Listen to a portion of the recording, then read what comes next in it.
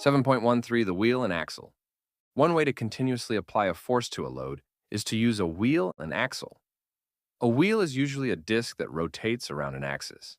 But, functionally, it can be any rotating object in which a force is applied at some distance from the axis, creating a torque. An axle is a smaller disc, cylinder, or shaft that attaches to the wheel at its rotational axis, so that the wheel and axle rotate together as a unit. A force applied to the axle is converted to a torque around the rotational axis, turning both the axle and the wheel. The wheel's radius is longer than the axle's, and their ratio, along with the locations of the effort and resistance forces, determines the IMA of the wheel-axle system. A bicycle's pedal and sprocket wheel system is an example of a wheel-axle system. The effort force is exerted on the pedals at a relatively large distance from the rotational axis of the front sprocket. The pedal arms transmit the force to the sprocket's axle. The resistance force exerted by the chain on the sprocket is exerted at a smaller distance from the axis. The system acts like a continuously rotating second-class lever. The IMA is the ratio obtained by dividing the length of the pedal arm, the effort arm, by the sprocket wheel's radius, the resistance arm. IMA equals effort arm over resistance arm equals pedal arm over sprocket radius. A more familiar example of a wheel and axle is the drive wheel of a car. In this case, the effort is applied to the axle, and the resistance is the road acting against the wheel. The effort arm, the radius of the axle, is very short, just few centimeters. The resistance arm is the radius of the wheel and tire. The IMA of this wheel-axle system is very small, probably around 1/10 or less. Thus, to turn the wheel of a car requires a great deal of force. What advantage does it provide? It converts the small distance of the axle's rotation to large distances of the rotating tires, yielding higher speeds. This kind of wheel-axle system is like a rotating third-class lever. The engine provides much more power than is needed to turn the wheel directly in order to obtain greater motion. Wheel-axle systems may not always look like a disc attached to an axle. Any device that includes a crank handle employs the wheel-axle principle. This includes can openers, fishing reels, and manual pencil sharpeners. Almost any machinery, appliance, or tool turned by a motor depends on a wheel-axle system. On a microscopic level, a natural motor powers the flagellum of an E. coli bacterium, having an efficiency of almost 100%. 7.14 Gears. A gear is a modified form of wheel and axle. It consists of a wheel with notches or teeth around its circumference.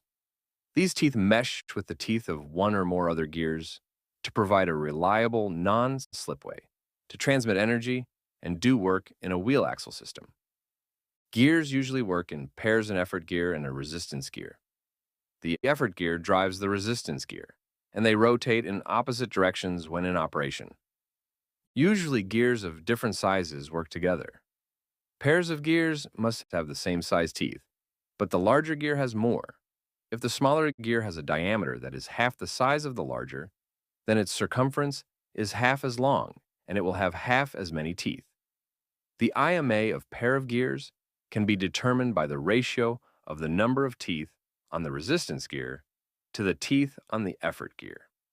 Let's assume that the effort gear has 12 teeth and the resistance gear has 36 teeth. The IMA of this pair of gears is 3. The IMA also indicates how many times the effort gear will turn for every rotation of the resistance gear. This is an application of the distance principle to gears. The higher the MA, the more times the effort gear must rotate per turn of the resistance gear. Different arrangements of gears can be used to change the speed and direction of motion. Gears can connect axles that are parallel or perpendicular to each other. Other arrangements piggyback gears on the same axle with other gears to make gear systems more compact. The transmission of a car is an example of a multi-purpose, complex gear system. Examine the photograph at the beginning of this chapter. It shows the complex system of gears that operates the Great Clock of Westminster. 7.15 Pulleys and pulley systems. Another application of the wheel and axle is the pulley. A pulley is the wheel with a groove around its outer circumference mounted on an axle. A rope, cable, or belt rests in the groove and moves with the pulley as it rotates. As with other wheel axle systems, the pulley is a modification of a lever.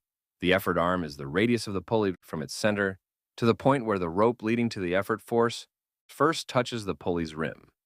The resistance arm is the radius from its center to the point on the rim where the rope leaves the pulley as it acts on the resistance. Since the radii are equal in a circular pulley, the effort and resistance arms are equal. The minimum IMA of a single pulley is 1. A pulley's IMA can be modified by how it is used. Single pulleys. Pulleys must be fastened to something so that they can function. Single pulleys are mounted in a rigid frame that can be attached to a stationary support or to an object that is being moved. A pulley mounted on a fixed support is called a single fixed pulley. The force of the effort is transmitted through tension in the rope around the pulley to the point where the rope attaches to the resistance. When a pulley is in rotational equilibrium, the load is off the ground but not moving. The effort force and the resistance force are equal, so the MA of a single fixed pulley is 1. This type of pulley does not reduce the effort, but it is useful for changing the direction of the effort. For most people, it is much easier to pull downward on a rope using one's weight than it is to lift an object directly from above it. If a pulley is attached to the load being moved, it is called a single movable pulley. One end of the rope passing through this pulley is attached to a rigid location. The effort pulls on the free end. Notice in Figure 7-36 that the resistance load is supported entirely by the pulley, but the pulley rope is supported at 2 points. The resistance force is divided evenly between the rigid support and the effort, so the effort is only half of the resistance. Thus, the IMA of a single movable pulley is 2. Because of the distance principle, you must pull 2 meters of rope through a single movable pulley to lift a load 1 meter. Generally, the IMA of a pulley system equals the number of rope segments supporting the load. Pulley gangs.